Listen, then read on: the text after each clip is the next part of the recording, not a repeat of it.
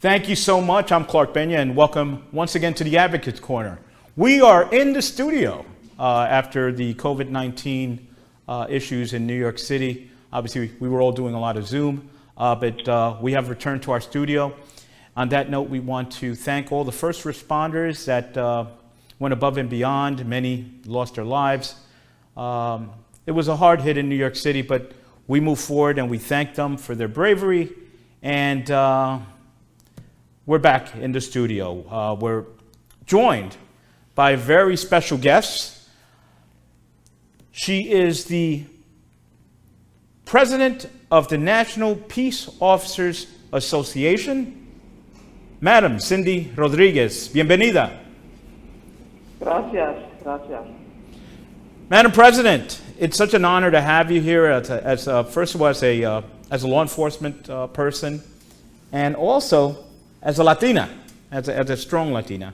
Tell us a little bit about yourself, and where are you joining us from? Because you're joining us via telephone.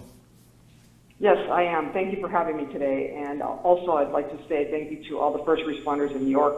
We have been watching across the nation as some of our places have been hit really hard between COVID and the riots, and we thank you for your continued commitment and service to our communities. I am based out of Las Vegas, and that's where I'm calling in from today. Yes, tell us about the organization. How long have you been the president of the National Latino Peace Officers Association? I've been the president for 4 years. And unfortunately, we did have to cancel our September national training conference, and our board will remain as interim for the next year until we have elections next year in Houston at our 2021 conference. The 2021 conference will be held as it stands now. Where? In Houston, Texas. Oh, in Texas, excellent. You have a very good group out there in Houston, Texas, correct? Nice chapter. Absolutely, excellent group there. Very active chapter there. Who's the gentleman over there? Oh, well, Roy Garibay is my vice president for that sector of Texas. Yes. Yes. Yes, I think I met him at a HAPCOA conference. Yes, that's right. He went on my behalf. Yes. That year. Yes. Excellent gentleman, and I hope to see him again. We deal very closely with Anthony Chapa, with HAPCOA, and I know you guys are very connected as well. Absolutely, Tony has been a longtime mentor for me, as well as Roy Garibay himself, and I really look to those experienced in NLPOA and then HAPCOA because of the additional leadership that they carry, and we run things by each other all the time. I actually set up a little mini video conference with him when we were at HAPCOA in Los Angeles a couple of years ago. Just set up the camera and did an interview with him because there's so many things that we have that we're doing in the communities together and we're overlapping with each other. So it's perfect for us to have each other as affinity groups that collaborate. And they're always welcome at our conferences, and they always ask us to go to theirs as well. So it's a really great relationship that I just adore, because as a young police officer, I really didn't see very many Latinos in positions of authority, nor did I see absolutely not positions of authority with females in it, let alone Latinas. Absolutely. How do you feel as far as the current state of affairs with law enforcement? I know it's difficult for many Latinas to go out there and face this madness, this lawlessness that's going on without getting into the politics. What do you tell them when they do come up to you? Because a lot of people, especially in New York City, as you well know, have been retiring. Yes. Well, I think that's I've talked about this with a couple of folks, and females and males, because I look at it as it's all happening to us as far as how we're dealing with these negative repercussions that we're being faced with, which are so challenging. Myself, I was involved with the 1992 riots that started with the Rodney King in Los Angeles. And so I have a taste of what they went through, because we had riots here in Las Vegas for two weeks straight, and we were working 12 hours on and 12 hours off. It was very disruptive to the normal course of business, where people deserved to have police respond to them. We had to respond to these emergencies that were happening, that were starting fires everywhere. We had a very small little mini substation in one of the projects, and they burned that down. And that basically made us feel like it erased all of the work and the relationships with the community, with the pastors, because there was a huge presence, and there still is, of churches within a certain section of our town. And when I say town, I mean town, as compared to how huge it has gotten. There's still a very small town spirit here that people don't really realize. But that's my point of reference when I look at what's happening today, but it's not the same at all. And I'm not trying to compare what I experienced as a very young lady at 23 involved in these riots. We had an officer shot that luckily was able to survive, and they were shooting at the fire department, and we had never seen anything like that before. It was so destabilizing for us. And we felt like everybody that looked at us that was of color was looking at us like we were the enemy. And so that was difficult for me because I said, well, I am of color. I don't understand why there's a divide here. We should be coming together to try to resolve these issues. And I don't understand what my police department has to do with what's going on with LAPD. So there was a lot of things that I had to learn about underlying issues that were happening and why these disruptions were taking place. So that was a good learning process for me. And out of it came a nonprofit called Community Peace that I was heavily involved in as a new officer. So that really influenced me because I got to talk to the folks that were part of the people that were out there burning things and looting stores and creating havoc. We got to sit down face to face and talk to each other about where we come from and where we are coming from today. So that was a huge educational piece for me that I think that is missing in a lot of these areas where you cannot establish those conversations yet because the trust has been obliterated. Right. And then something else will happen and the media will get onto that situation, and it further creates a divide between us and them, instead of saying, well, like I said when I was in Community Peace, I said, I'm 23 years old. I have a family. I have a child that's born here that I'm going to be raising here. I go to your churches. I go to your grocery stores. When I go to get some clothes, I go to your stores. We are all here together. I'm not going to a police store, or I'm not going to a police community to make myself separate from you guys. I'm from this community. I wasn't born here, but my son was born here, and I've chosen to place my roots here. So that's what was very fortunate for me, is to have, and for the other officers that were involved in Community Peace, because it created other community policing models within other stations that spread all throughout every station that we had. And so we had a great jumping off point from this.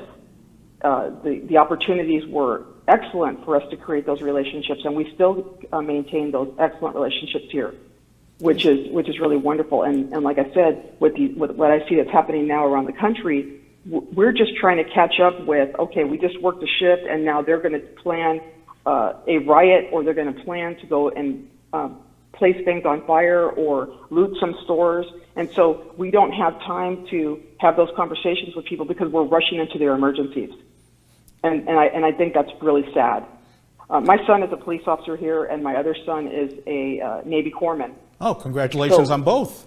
Thank you. Thank you. Sorry? Yes, congratulations on both. Oh, thank you so much. So I still have very strong relationships with officers here. I taught leadership for 7 years with our department. I volunteered to create a class and teach every year. And I also got a chance to teach at the university for 4 years. So I still have a lot of relationships in these departments because of those classes, and my students now looking to get promoted or making the decision, like you said, whether to retire or not. And, do they have that burning desire in their belly to still do good things out there despite what's happening here? And I have to tell you, even though the media is talking about a lot of these massive retirements, when you think about the fact that NYPD has almost 40,000 people, we still have a tremendous amount of people that are willing to stay there. Right. And I'm not going to criticize the people that want to leave, because there's people that are leaving here as well. They have 19, 20, 21 years. What happens with that is they don't have the age to get their full retirement, and they don't have the years to get their full retirement. So what's going to happen is they're going to have to get another job. Right. They're not going to be able to retire like I did at 28 years and be able to be a volunteer for NLPOA without having to worry about where my income is coming from because I have a retirement. So when I've spoken with these folks about this stuff, it's very personal decision, and I'll say, well, did you think about this? And did you think about that? And do you want to get a different job? And it's not going to be the same as public safety and the things that we can do, because we're not just out there hard charging, getting all the bad guys. In between those emergency calls, 98% of what we're doing is we are talking to the community about different matters, helping victims with that are the victims of crimes. That's the majority of the work that we do, and a lot of people don't understand that part. And the other part that they don't understand, and some of them are not willing to listen, is that we're human, and humans make mistakes. Even a robot would not be able to do this job because there's just too many variables, there's too many moral and ethical issues that we have to deal with, and we are not all perfect by any means, but I have to tell you, we strive to do what is right every day. When we get into that vehicle or we get into our office of whatever the course of what's happening during the day, we are dedicated to do what is right, because that's our inner moral compass that we operate with. Amen. Not just at the job, but with our whole life. Amen. So, and I appreciate that. Going back to community peace, I deal very closely here with Sergeant Ed Mullins, the president of the New York City NYPD Sergeants Benevolent Association, and we've had this discussion about churches and building that bridge with clergy members. Was it effective out there by you, the community peace, and is it still in existence, community peace? So as far as I know, what it's done is it's taken off different. Basically, it had different babies, is the way I'll say it. And so I don't know if that original nonprofit exists, but I know that what we did was we gathered the stakeholders from the community. The pastors were a giant influence because people needed to have faith come in and really put their arms around what was happening. And I have to tell you, I think that is so important. Whatever faith that you have, we need to bring that back into our communities, or at least embrace that as part of such an instrumental foundation for us as people, so that we can talk to each other peacefully. And so one of the things that did come out of that community peace that is located within the Las Vegas Metropolitan Police Department is a multicultural group that meets once a month. And when I mean multicultural, I mean from the gays to every color to every religion to any group that feels like they're separate or that they are not heard by the police. They meet with our sheriff once a month, and it has been for several years, this multicultural group. And when we were notified about the incident with George Floyd's killing, they got together right away, and they came with the mayor and many of our political figures and had a press conference with that multicultural group all behind, speaking about, we need to come together, we need to have these conversations, we don't want Las Vegas to be on fire, come and talk to us here, we're available for you. And these are all members, long-standing members with excellent reputations, speaking to the community to try to quell what may have occurred. And I think, even though we did have some of those experiences here, it was really mitigated by the fact that those conversations were happening nonstop. 24/7, those conversations were happening, and those folks were the ones that were initiating those conversations, along with police officers that now we have a community engagement bureau that also does something similar. They work directly in the community to help with athletic programs, and very similar to what NLPOA does when they go out and talk to the community and have some kind of an event where NLPOA is there to represent, and they can see them in a different light.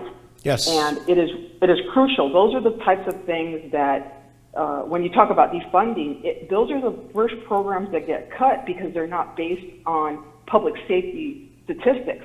And that's what some of the public, and I'm going to say a very minor percentage of the public, doesn't understand is when you have the ability to have that funding, not only are you going to get officers better trained on communication skills and de-escalation skills, crisis intervention skills on dealing with the mentally ill or someone having a psychotic episode because they're on drugs. Right. If you cut that, then you're going to take away those types of programs, and we need those so very badly. And those small departments that don't have the community policing unit, we have police departments that have 5 people. We have police departments that have 15 people.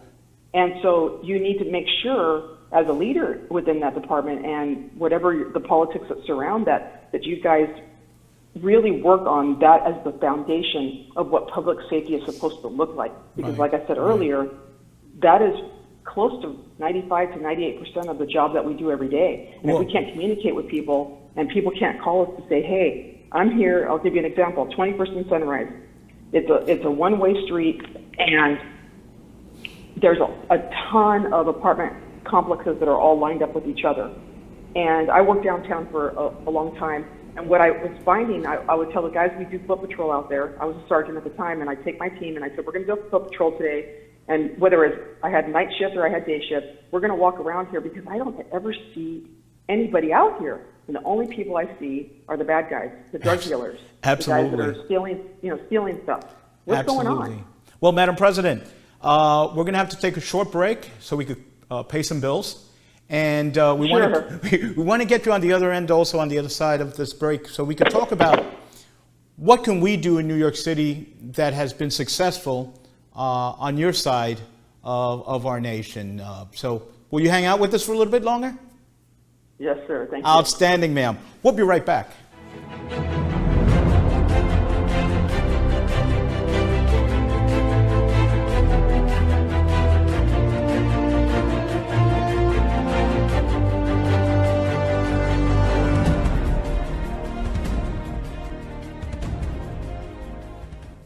Welcome back. We're honored to be joined once again by the president of the National Latino Peace Officers Association, Cindy Rodriguez. Cindy, do we still have you? Yes, thank you, Clark. Thank you for having me today. Oh, thank you for joining us. What's going on today, the state of affairs with law enforcement and the community? You have those that are organized groups that are out there just to create chaos, lawlessness. And then you have those that really believe in peaceful protests, as we all do. What do you do in your case as a law enforcement scholar to differentiate the two and be able to allow the peaceful protesters to protest peacefully? Well, it's really easy. When you take a look at, all you have to do is turn on the news and you can see folks walking down the street with flags, or we've seen some of these blue line peaceful protests, and almost protest doesn't even match. It almost looks like just a peaceful march. And they're walking down the street, they have their flags out, they're patriots that love this country, they love law and order, they love to have peace in their communities, they want to have harmony between themselves and their protectors, the public safety officials. And so it's a big difference. And then you turn on, like I said, the news is really focusing on the negative part about it, and you see these violent people dressed out like football players. They're throwing feces in water balloons and urine at the officers. They're using laser lights to try to blind them and hurt their eyesight. That is beyond any protest that I believe is even effective at all. It's just completely creating chaos, burning things, looting and stealing and all of those things. That's against the law, number one, but also the morals and the ethics are missing from this, because they are there to create chaos and they are there to cause harm. And what's unfortunate is they believe in their minds that an officer that puts on a uniform, they make them into something that they're not. They look at the uniform and they are prejudiced against them because they're wearing a uniform standing for law and order. They're trying to make them into some kind of a bad guy so that they can attack them freely and feel like they don't have a conscience for it. But here's the bottom line. They're human and we're human. And I always say, Lord, have mercy on you. I don't agree with what you're doing, but if you're breaking the law, then you should pay for that. You should be tried in court for what you're doing. And when you're trying to harm an officer, that really hits another level. We had an officer shot during a protest here in the head. He's 29 years old. His name is Shay. He is in a rehab right now. He's paralyzed from the neck down, just starting his career. You know, that bushy-tailed, bright-eyed young officer with ideals about doing what's right, doing his job, and here's this protest happening, and people get out of hand, and he gets shot by this guy. So we are seeing the consequences of us going out there and trying to protect the businesses from getting burned down and getting looted, and we're trying to protect the victims of crime, because these folks are not just targeting police, they're targeting anybody that doesn't agree with them. You know, and we see the beatings happening to normal citizens. And it's heartbreaking when you think about Shay. I could imagine when he received that notice in the mail of his first day heading into the academy. Did he ever believe that it would end like this? Completely unacceptable. No, and none of us. And like I said, I have a son that's on the department. He's got 6 years on. He's also young, and I just had my 4th grandchild. And I'm elated about it, but I also look at his wife and I look at those kids and I say, I do not want them to grow up without their father and husband. I don't want to be without my son. And I understand that that's part of something that a very small percentage of this population is able to do, is actually know that they might be fatally wounded, and they still go and get dressed out and do their job. And do their even job. With the riots, they know they could be harmed, and they still dress out and they go out there because there's a fundamental belief on what's right and what's wrong, and they are committed to that, and they take that risk every single day. To all our persons of faith that are listening to us, that are watching us, let's all say a prayer for Shay, please. Yes, please. And let's discuss something that I could talk about from the New York City aspect. We're getting a lot of, without getting into the politics, because I know there's a lot of politics involved, people are being arrested for disorderly conduct and other such crimes. But the district attorney's offices are kind of like letting them loose because of, I guess, the current state of affair. You know, what do you suggest? I've been told that a lot of people are just saying, look, charge them federally. Let the federal government handle these acts, which are considered terrorist acts when you're throwing fire bombs into NYPD vehicles. Right. What is your suggestion, ma'am? Well, many times the Department of Justice has come forward when, even in the case of with Rodney King, we could take a look at that case. When they cleared them because they were tried by their peers, and that's when we had all the riots, because the incident happened in 91, and in 92 was when the court process took place. The Fed stepped in, the Department of Justice said, hey, we are not going to accept that, and we're going to charge you. Right. So if you are putting a firebomb in a vehicle or doing that type of thing, that is like such an escalation of force on the behalf of these people that are doing these awful, to me, terrorist activities. And I have no problem with saying, yes, let the feds handle that. They have very different standards as far as the way that they prosecute things, and you have several attorneys taking a look at the case before they even make that arrest. And it is, you know, we don't have lawyers taking a look at what our arrests are until we get them into the jail and they actually review, the district attorney will review the case and say they're going to kick this, they're going to plea with it, or they're going to go ahead and go forward and do a trial. Now, I think what they're trying to do is separate the fact that you have misdemeanor crimes, right, and you also have the felonies. So if you're doing a misdemeanor crime, they feel that even though you were arrested for whatever reason, that you should be let out. But if they're going to let you out, what is the consequences that you're going to have to do? Are you going to have to do community service? Are you going to have to go clean up the fire that you just burned, you know, whatever right. building that you burned down? What is it, restitution that they're going to get from you? Those types of things that are already in place, but they should have to answer to their actions. And so I really don't understand that kind of thinking, because the district attorney is the partner with the public servant. And we're mandated to make certain arrests in cases like domestic violence.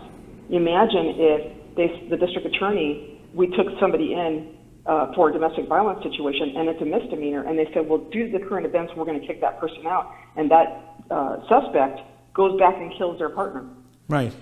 Who answers then? Right? Because who answers to that? Well, the district attorney would have been absolutely irresponsible in allowing that to happen, because in Nevada, and I know that all the local laws are different in different places, but we have a 12-hour minimum hold, and that's meant to protect that victim so they can go and get temporary housing because it is available, or they can go to a family member's house instead of staying in the situation that they're at. Many times what happens is it's a person with a single income, and so they're relying on that partner that just got arrested to be able to help them, get food and clothing and a roof over their head. So we always offer the services of a domestic violence place like SafeNest that they can go to in order to get away from that situation. But if they're let right out, then they can come back and immediately bring harm to that person. In most domestic violence cases, the woman is usually the victim in the majority of these cases, and in my experience,